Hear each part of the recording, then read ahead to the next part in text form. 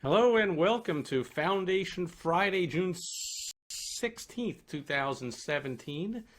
Steve Sipress here as always, and today is for the beginners. We're just starting out and owning your own business or being an entrepreneur, looking to start multiple businesses, whichever it is, but you're just starting out to get into the world of effective marketing for small business owners, which also goes by the name of direct response marketing. And so here's the good news and the bad news for some people is that direct response marketing is all about two and only two elements. And before I do that, I almost forgot, I'm going to share my Rhino of the day. And because it's Foundation Friday and it's just about the basics, this is just your basic Rhino. That's it. Plastic, gray, Rhino, that's about it.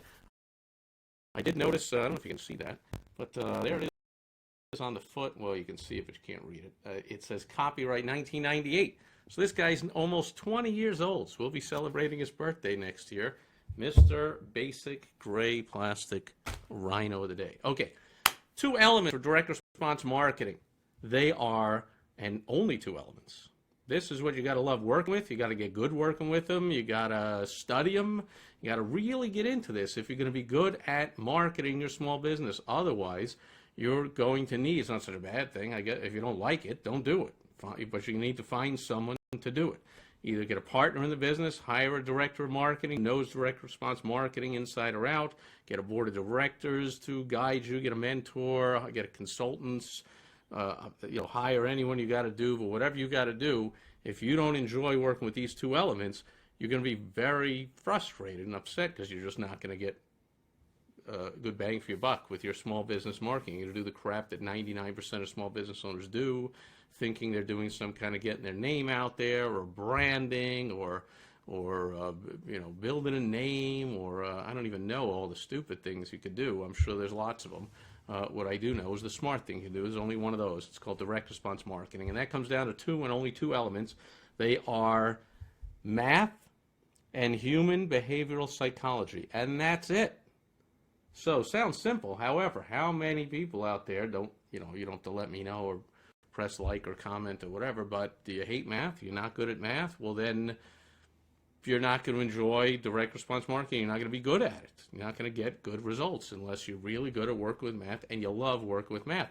How about human behavioral psychology? The science, the study of why people do the things we do, why we take action, why we don't take action, why we like some things, don't like others, why we do things, because that's what direct response marketing is. You're directing a response instead of, again, the waste of time and money of getting your name out there or branding or all that other BS that sales reps love to tell you to do because they get paid commissions even though your ads don't work, that you don't get paid, but they do.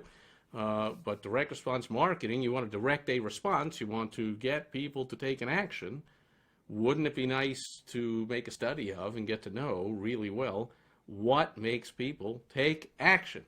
That's human behavioral psychology. So share a little tidbit. I talk to a lot of entrepreneurs all the time. And for instance, I run a couple of Facebook groups. And also anytime somebody is putting in a friend request or a LinkedIn request or anything at all, trying to connect with me on social media, or they're looking to join one of my Facebook groups or my extremely advanced closed private group, my results group, that's only for extreme top marketers, so I'm not talking about that. I'm talking about the real open groups that people can join. I like to greet them and get to know them a little bit, say hello and thanks for connecting or thanks for joining the group, and see what they're up to and what their needs are and how I could help them out or who I could connect them to or how I could direct them in any way to get the best benefit out of joining the group or just getting to know them because they wanted to connect with me on Facebook for some reason. So once in a while, this is a great exercise, which I highly recommend. Of course, it takes time, but if you don't like dealing with people, I guess, then you wouldn't want to take the time. But I like people. I love business owners, especially, so I love connecting with them, find out what's going on, what's working, what's not, what kind of businesses they're in. I hear every day all kinds of crazy new businesses going on, things I never heard of, and marketing strategies they're using, and I'm like, that's really cool, that's awesome, I love that, and this and that. Once in a while, which actually is a good thing, and I'll tell you, I start to, somebody puts in a Facebook friend request, I don't know who they are, so I accept the request, which I do with basically everybody, accept the request, because then I can start sending them messages. So I accept the request. I send them a message. Thanks for connecting. What's up? You know, have we met? Is there a reason for connecting? You know, why are you reaching out to me? What's going on? And we get some good conversations, you know, what they're all about, what they're up to, this, that, why they're connecting. They liked one of my videos like this. They liked one of my podcasts or one of my books or one of my articles or a video, or they know someone who recommended that they, you know, connect with me. Once in a while they're like, well, your name just popped up on my Facebook. They don't connect, so I did. Or I saw we have a lot of friends in common. That's another one. So I just figured I'd click request, connect. You know, so I like. Wouldn't doesn't make sense. You want to know, just like in person. Don't you want to know why somebody says, "Hey, I'd really like to become your friend"? Wouldn't you like to know, like, why? Like, not in a bad way. Not like, whoa, who the hell are you? Why? I'm like, yeah. How'd you hear me? Like, you know, what's going on? Once in a while, I get the response of, like, I say, like, hey, you know, thanks for connecting. It's great. I love meeting new people. You know, any specific reason for it? Hey, I didn't want to be interrogated. I have unfriended you. I'm like, wow, like, so good to get that done and out of the way now instead of possibly later. Like, you know, who knew that person was a deranged lunatic? So, which, of course, how would you know on social media? Even if you think you know the person, a lot of social media people, especially on Twitter, I hear, are completely fake accounts with fake people hiding behind them and whatever. Anyway, so two conversations I had yesterday. One is somebody who was averse to doing math. They're having a hard time. I'm helping them out. You know, they let me know who's their chosen target who. Exactly, and they're all proud of how, you know, this is exactly who I'd like to do business with. They got to be this age. This describes them. They go into great detail. And I'm like, okay, any geographic restrictions? Oh, yeah, they got to live, like, nearby in my neighborhood or near in the towns next to me or something. And I'm like, whoa, that, I'm thinking to myself, that sounds like you're getting way too descriptive then, way too restrictive in a small area. So I'm like, how many people do you think are in that area that fit your description? And he went off the deep end and went all crazy. He's like, well, I don't know. I'm like, hey, I didn't say, do you know? So how many do you think? Well, you know, I don't know where to find that out. I'm like, no, you know, because aren't we human? Like, again, this is the human behavior psychology is coming into it too. Like, I do, don't you? Doesn't everybody? When you're making out a list of anything, if it's your target market, you're thinking this is ideally who I'd like to do business. I would think, doesn't anything go through your mind like, you know, about how many people there are like this? Or wouldn't you stop in the middle of this description and go, you know, I guess when I put down they have to have one leg and be exactly 42 years old and have brown hair and be born on May 3rd. And, you know, this could be a little restrictive. There might not be a lot of people like this. I mean, I exaggerate for effect, but don't you think while you're making this list, there could be I'm too broad here. There could be way too many people like this because all I put on the list is they got to be male and between 20 and 60 and have kids. Like, aren't I thinking like, whoa, there's way too many of those for me to really connect with and get to know, and for them to get to know me, and for me to effectively market to them. I'm not McDonald's. You know, that's like a McDonald's market. Or Coca-Cola, like they market to basically anyone with a pulse. Like they have bazillions of dollars for marketing. Like I don't. So let's narrow it down so I can more affordably market to these people. But if I'm not narrowing it down enough, it's going through my mind, this is too many people, let's narrow it down. But if I narrow it down too much, then something goes through my mind and says, this could be too narrow. There couldn't, maybe not a lot of people here, and I would like to make X number of sales to make a living or to become wealthy or whatever my goal is. I got to have this many sales. So, you know, if 1 out of 100 people are going to buy from me, like, and I want to make 10, I need 10 clients this year because they'll each pay me 20 grand, and that's decent. I'll make 200 grand. Like, I need to have 10 clients, 1 out of 100. I need to have at least 1,000 people in this area fit the subscription. So if I'm making it too narrow, then I'm thinking that's too narrow. So I just asked them, how many do you think?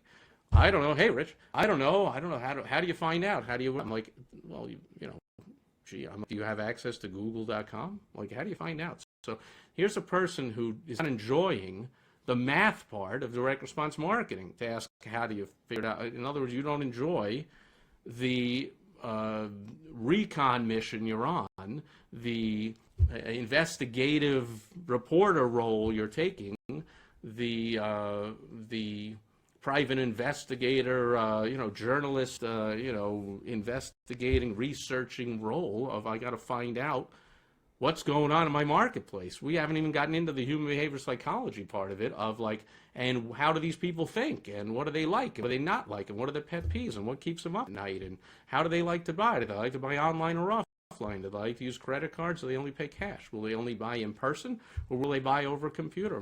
We haven't even gotten into that. We're even just in the math part, and this person's pushing back. So then he's like, well, you did ask me to guess. What I'm like, I think I put word for word. I put like, I'm sorry you thought I asked you to guess. Like, this is not guessing. This is science. I'm like, I'm sorry you thought I asked you to guess. I just asked, what do you think? Thinking again. And some who enjoyed math, enjoyed this investigative part of marketing, the research part, would not be pushing back like this so much on what do you think? Just what do you think? And the response of like, I don't think anything. Like, you need to hire someone to do your marketing. Period. Or you need to just have some marketing, which I hope is not your choice. So I hope in the case that you're pushing back on doing the research, doing the math part of direct response marketing, that if you're really pushing back and you don't like that and you're having trouble with it, then I hope your response is therefore I'm not going to do it at all, and my business is just going to be like 95% of businesses and fail in the first 5 years and just go away. Or I'm just going to struggle forever, but at least I won't have a boss. That's how a lot of small business owners like that. I make no money and I struggle and I'm miserable, but man, at least I don't have to answer to the crappy boss that I used to hate, and everyone hates their boss. Hopefully your response is, well, crap, I got to get this done anyway, so I need to find someone who loves math, loves direct response marketing, human behavior psychology, and therefore is going to love and eventually become great at direct response marketing. So that was one call. Ironically, by the way, you wouldn't believe what that person does for a living, which might tell you why he doesn't like doing it here. He is a math teacher.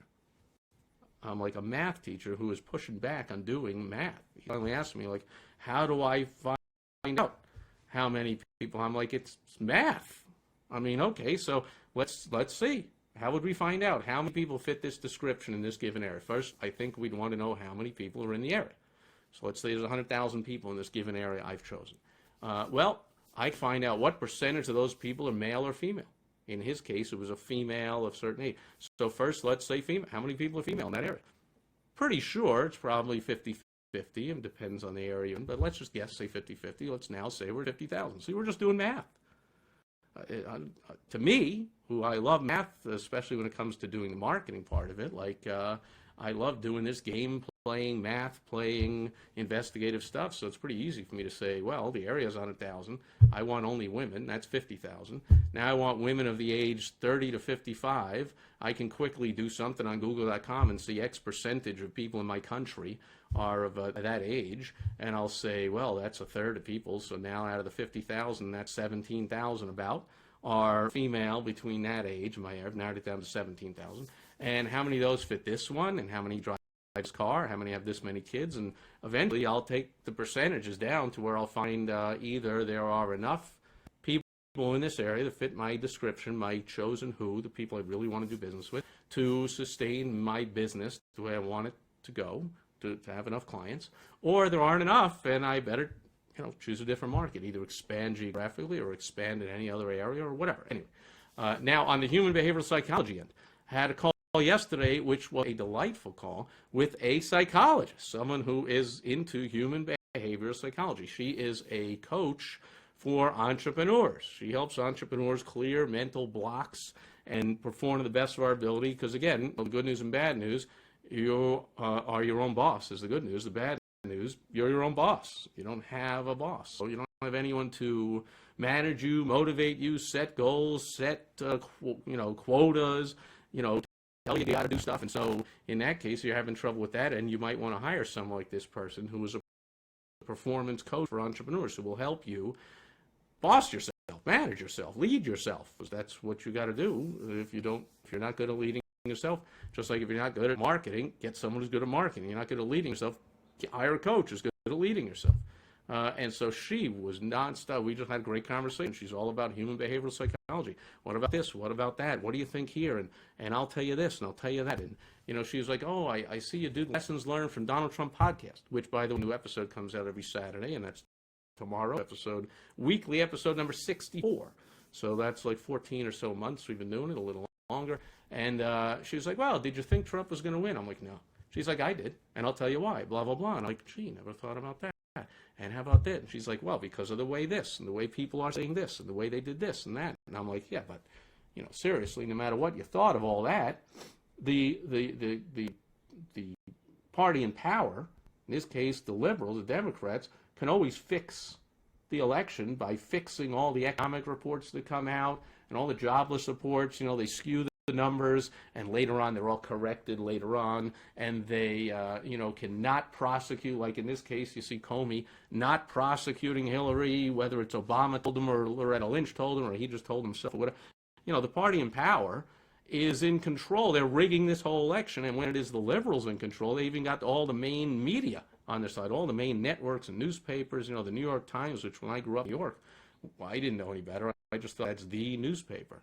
It wasn't later that I actually read a book on the Oakes family that founded the New York Times in the 1850s or something, found out, holy crap, this is just a liberal propaganda arm. I didn't know that. I just accepted it was the New York Times, the paper of record. But they're all in the tank for the liberal end of things. So, this all helps fix the election. So, we had this fun discussion. I'm like, yeah, but no matter what you thought about humans and of course they loved Trump and hated Hillary, and the crowds were after Trump, and he had the groundswell and the anti-establishment and all that. Yeah, but still, the Democrats could rig the election. They're in power. They control everything. And they screwed it all up. Even though they rigged it, they lost. And to me, that's the number one reason they're still miserable to this day, and they still haven't accepted it. They're like, there's only one thing that the liberals hate more than Donald Trump, and it's the people who voted for Donald Trump. Those are the deplorables. I can't believe you idiots voted for this guy, and can't believe we're in mess because you assholes voted for this. They just hate Americans who voted for Trump. The elites hate everyone that voted for Trump, and which gives me great delight to see them in such, fervor over, get over it. Like, does it really even make a difference who the president is? Does it really make a difference? Like, it's 4 years, it's 8 years, and then the pendulum swings and you're back to the other side and this and that. What? Look, focus on your life. If you own a business, for crying out loud, focus on your own little world, your own business, and get to work and get it done. Get to love math and human behavioral psychology and get your business done. Bottom line, what I said to her was, the way the liberals, they're so mad at themselves that they rigged the election and still lost. To me, being a sports fan, that's like when a basketball player, the guy's coming in for an uncontested layup, so you wrap your arms around him, foul him purposely, take him down, and somehow he still makes the shot. Holy crap, you suck. You couldn't even foul a guy properly. Or in football, the receiver's wide open the end zone, so the defender goes, holy crap, I better go interfere with him like crazy. I'm just going to smash him, put my arms up, hit him early. I'm going to do anything here, otherwise a touchdown. And they interfere, and they grab him, and they smash him, and they do everything, and the guy still catches it for a touchdown. I'm like, holy, you can't even interfere properly. I mean, that's what the Democrats and liberals were with the election last year.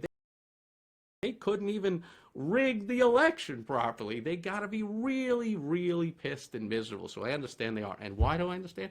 Because I am a student of human behavioral psychology. That's what you got to be, folks. So on one end, we had someone who loves marketing, loves human behavioral psychology. She joined one of the marketing groups I run online, and she's like, I'm loving getting into this stuff, and it's right in my wheelhouse because I love human behavioral psychology. On the other hand, we had a guy who actually teaches math, but I was going to say that explains why maybe he doesn't want to do it for marketing. He doesn't want to do it in his off time, just like for me. I'm doing math and human behavioral psychology for a living, direct response marketing. So my hobbies, I don't like to do math. I want to get away from what I do for business, which is tracking numbers, math, everything. And so, for instance, one thing I like to do is play golf, but I don't like to keep score because that's tracking. That's what I do for a living. I put out some marketing campaign. I got to track the results and tweak it and put it out again and tweak it and track it. And I don't want to walk down the golf course and hit a shot and then track it and tweak it and go like I got a 6. Next time I'll use a 4 iron and the wind is blowing 20. I don't give a crap. I use the same club off the tee every single time, unless it's a par three. They're like, oh, here you should, really, you should, just hit it down the middle and not take out the driver. And I'm like, what do you think I'm out here for? I just want to smash the ball. Like, I get 14 smashes at the ball and poor par threes. I don't want to smash the ball. There's no course management. They're like, oh, here you want to, lay up to the, there's no layup. There's no course management. There's no thinking. There's no scoring. They're like, people play golf with me are like, gee, it's amazing how quickly you recover from a bad shot. I never see anything like it. I'm like, bad shot. I don't even know what you're talking about. What do I care? They're like, well, because, my round was ruined on the second hole when I shot or whatever and got an 8 and, like, ruined the whole round is over. I'm like, that must suck. And first of all, my whole round would be over before I started, but, like, so you then spent the next 3.5 hours just hating your life? Like, come on now. So there's no keeping score, although I almost only these days play in charity tournaments all the time. And I'm like, you guys got to keep my score because I still refuse. I'm not spoiling a beautiful walk down the green grass and out in the beautiful area. And around here in the desert, it's rare to see beautiful green grass. The only place you can go to see water and grass is a golf course, and I love it. Oh, it's another thing. I'm on the tee, picturesque, water down there. I'm like, wow, look at that great view. You got the water. Oh, the water. Don't mention the water. Don't talk about the water. I'm like, dude, calm down. I'm not out here to win. I do business to win. I do that all day long. I'm doing business to win for my clients and myself and all the businesses. That's what marketing is. It's a problem and a challenge to win. I come out here to play golf or to watch a movie. If I watch the movie, you think someone's going to ask me, what was your score of watching the movie? Well, I kind of looked down at my popcorn a couple of times, and I couldn't tell what happened in that scene. I was confused about, I am your father, Luke. Wait, who's the father? So I don't think I did real good at the What? I'm not tracking how well I read the movie. I watched the movie. If I'm reading a book, nobody asked me after how many pages a minute did you read. I'm not tracking it. I'm not tracking golf. I'm just not. I play softball, but again, I'm not, there's nobody typing out the statistics, and win or lose, the game's over. You ask me the next day, I don't remember if we would have lost. We're extremely competitive while we're playing. It's senior softball, which, I laugh at myself and the rest of us. I'm like, you can tell we used to be good. We know what direction we're supposed to try and hit the cutoff, even if it gets there on a bounce, and, what base we're supposed to throw to and where to stand, and we kind of do the right things, but we can't run, we can't hit, we can't walk anymore, we can't run, the mind can't do what the eyes want. So, So we're trying to win like crazy. But then once the game's over, shake hands, nice, great, that was fun, and I'll see you tomorrow. And I don't remember who won or lost. So anyway, off the subject. But the subject is you got to love human behavioral psychology. Hey, thanks for the like. Who's that? Oh, haven't even looked down here. Rich. Let me answer some questions here. So we got Jared Dog, John Bachman. See, John Bachman, an excellent direct response marketer. So John knows that's all about math and all about human behavioral psychology. I got to make the math work, and I got to get people to do what I want them to do. And that's what makes him great at it. Jared Dog's similar. Jared Dog being a professional comedian, naturally you would think that means he's a student of human behavioral psychology. How do I get people to laugh? What makes them laugh? What makes them throw tomatoes at me? So he's got to be a student of human behavioral psychology. The math part, I hope so. And in fact, since Jared is a successful marketer, he also enjoys the math part. At least he's good at it and begrudgingly does it, or hopefully enjoys it. Rich is asking, so Weight Watchers should market only to fat people, right? Great question. My immediate response is no, of course, which is why the hesitation, but also it depends on your definition of fat. Because I'm not an expert in Weight Watchers, although I have helped plenty of people in the weight loss area. And there are plenty of people, and I know people who are only 10 or 20 pounds overweight. But to them, that's, they need to lose those 10, 20 pounds. It's May, and bikini season, beach season is a month away, or they're getting married in a month, or they're going on a trip to the Caribbean in the winter, and, normally they're out of shape in the winter, but they got to lose 10 pounds quick. So are they fat? No. They got to lose 10 pounds. And Weight Watchers could, if they marketed to that person, they would say, here's how to lose 10 pounds in 2 weeks, guaranteed. Boom. Drink these shakes and eat nothing else, right? And walk and move, like, diet and exercise. There's no real secret to weight loss, is there? But, so no. And in fact, a lot of times fat, whatever, again, your definition, fat people are not interested in weight loss. That's why they're fat. In fact, there's a whole big segment of society now, the whole politically correct, the plus size models and all that. Hey, big and proud and whatever. So yeah, no. I mean, no. Just my response is no. You choose, but the good news is you're a business owner. You choose who you want to market to. So if you have weight loss, you have any kind of weight loss service product, you choose. Do I want to market to athletes? Heck, I wrestled 50 years ago, 48 years ago, whatever, when I was, junior high school, 60-pound unlimited. 60 unlimited. So I think I weighed 55 or something. It was like 7th grade. The next year I was 72-pound weight classes. I mean, but for the wrestlers that had, every time there was a meet, you had to make weight. So you'd come in the morning, they'd weigh you when the match, the wrestling match is 3 o'clock in the afternoon. We get weighed in the morning. It's 7 a.m., whatever, we come to school. And if you're like 1 or 2 pounds overweight, holy crap, you're putting on the plastic suit and going into the wrestling room and closing the door and running wind sprints. And, that's it. You're not eating. You're not doing nothing. You're just sweating like crazy to lose that 1 or 2 pounds. So you might market to athletes who just want to lose 1 or 2 pounds, 5 pounds, 10 pounds. I'm going on a trip in 2 weeks, want to lose 10 pounds. You might want to market to people that, like me, over 50 abs. So maybe the weight isn't that much of the issue, but the flab is there. They want to lose the belly fat, Or you might want to market to obese people. You might want to market to extremely obese. And so all your before and afters and testimonies would be all about, I lost 150 pounds, lost 180 pounds. Just letting you show those to someone like me, or the athlete I talked about who wants to lose 5 pounds this week because they're going on a trip, or they got a meet, or they got something they want to do. That's not getting through to them at all. They probably don't even want that product.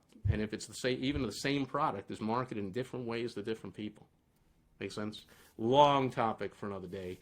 But the good news is you choose who you want to market.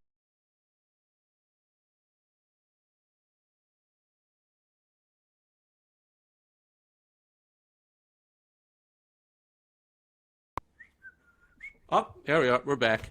I was playing with the rhino for a little. We're back. Just thought I was just going to end it there if that didn't come back. But the good news is you choose who you want to market to. It's a great thing. So you got to love dealing with, love the game of math and human behavioral psychology. You put those two things together, you get direct response marketing. When you love that, you're going to be real successful. At least you have the makings. Now you want to get some help and some guidance. Me or somebody that knows what they're doing to help you to how those things work to do direct response marketing. But you love those two things, man, you're off to the races. I love it. You're going to have a real successful business. At least you're going to have revenue coming in. What you do with it will determine if you're successful in the business. I can't control what you do with the revenue comes in. I can just help you bring in, and I do help people bring in a crap load of it. Anyway, that's it for today. I like Rich, Doug, John, anyone who's here. I especially like anyone who put the likes, because people tell me that the likes and the comments is what Facebook sees to spread the word out and put these in front of more people. And just people showing up, if you don't also put a like or a comment, Facebook doesn't put that out to many people. That's what I'm told how the algorithm works. So I like people showing up and engaging and commenting, but I especially love just say hello in the comment, thanks, or no thanks, or that sucked, or I like it, or, grow some hair, or whatever you want to say. Comments are good.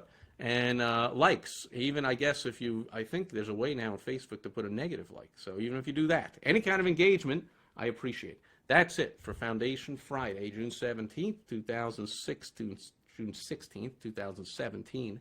I'll be back tomorrow with a fun and enjoyable and educational Success Story Saturday. Thanks for joining me today.